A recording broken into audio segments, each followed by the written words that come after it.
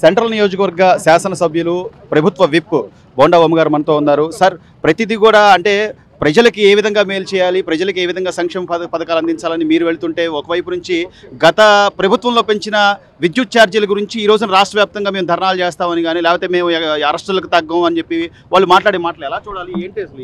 ఇప్పుడు విద్యుత్ సంస్థల దగ్గర, కాంట్రాక్టర్ల దగ్గర అవినీతి చేసి ప్రజల మీద భారం వేసింది. 10 సార్లు పైన కరెంట్ ఛార్జీలు పెంచింది గత ప్రభుత్వం. గతంలో ఏదైతే అప్రూవల్స్ ఇచ్చి ఏపీఆర్సీకి ఎవరైతే మన నిర్ణయం చేశారో, బ్యాంకుల్లో లోన్లు తీసుకొచ్చారో, ఇవన్నీ కూడా బ్యాంకులకి అటాచ్ చేసినటువంటి సందర్భం. ఇప్పుడు దాదాపు 1,60,000 కోట్ల పైన విద్యుత్ సంస్థల మీద గత ప్రభుత్వం బాకీలు తీసుకొచ్చింది. అనేకమైనటువంటి ఇబ్బందులు, సమస్యలు ఉన్నాయి. దాంట్లో భాగంగా ఇచ్చినటువంటి ఏపీఆర్సీకి ఇచ్చినటువంటి అప్రూవల్లో భాగంగా పెంచారు తప్పితే ఇవాళ ప్రత్యేకంగా ఈ ప్రభుత్వం వచ్చి పెంచింది కాదు. అలాగే మేము కరెంట్ ఛార్జీల పెంపుదలకు వ్యతిరేకం. కానీ ఇక్కడ ఆర్థిక ఇబ్బందులు, ఇక్కడ సమస్యలు, ఆల్రెడీ ఏపీఆర్సీ ఇచ్చినటువంటి చట్ట నిబంధనలు ఉన్నాయి. ఎన్నిటి వల్ల తప్పని పరిస్థితుల్లో కొంత భారం ప్రజల మీద పడతా ఉంది.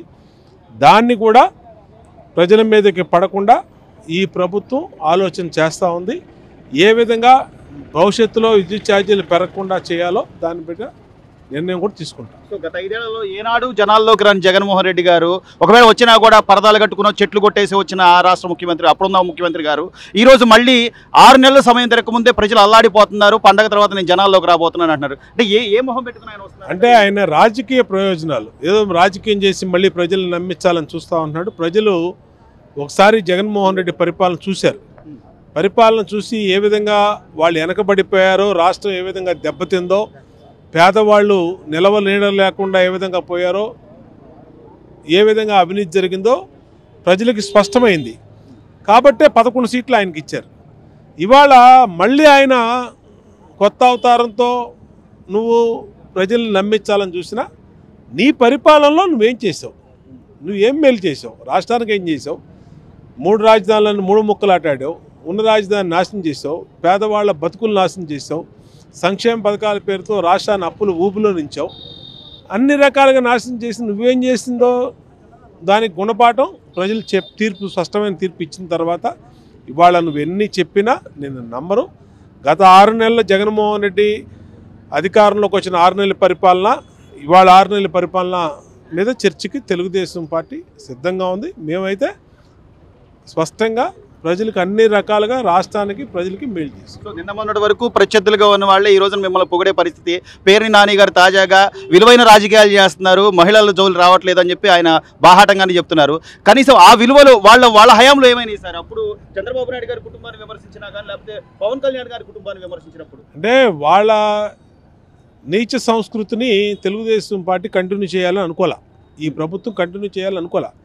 మాకు ఒక విలువలు ఉన్నాయి, వాళ్ళకి విలువ లేదు కాబట్టి, వాళ్ళ నీచ సంస్కృతి కాబట్టి వాళ్ళ గుణపాఠం చెప్పారు, ప్రజలు గుణపాఠం చెప్పారు. 5 సంవత్సరాలు అధికారం ఉందని విర్రవీగి మేము మోనార్కులు, 175కి 175 మాదే, 25 సంవత్సరాల పరిపాలన మాదే అని ఏదైతే చెప్పారో దాని గుణపాఠం చెప్పారు ప్రజలు. మేమైతే ప్రతిపక్షంలో ఉన్నా, పాలక పక్షంలో ఉన్నా, అధికార పక్షంలో ఉన్నా విలువలతో కూడిన రాజకీయాలు చేస్తాం. చివరిగా సంక్షేమ పథకాలకు సంబంధించి మీరు ఏదైతే సూపర్ 6లో హామీలో భాగంగా ఇచ్చారో వాటిని త్వరలోనే పూర్తి చేస్తామని చెప్తున్నారు. కానీ వీటిని ఆయుధాలుగా చూపిస్తూ, లేకపోతే పూచిగా చూపిస్తూ ప్రజల్లో మీ మీద అంటే బురద జల్లే ప్రక్రియ జరుగుతుంది. రేపు పండగ తర్వాత ఉచిత బస్సు ప్రయాణం కానీ, లేకపోతే తల్లికి వందనం అని కానీ, ఇవన్నీ కూడా తొందరలోనే అమలు చేసే పరిస్థితి ఉందంటారు. ఖచ్చితంగా ఉగాది నుంచి ఉచిత బస్సు ప్రయాణం మహిళలకి పెట్టాలని ఆలోచన చేస్తున్నాం.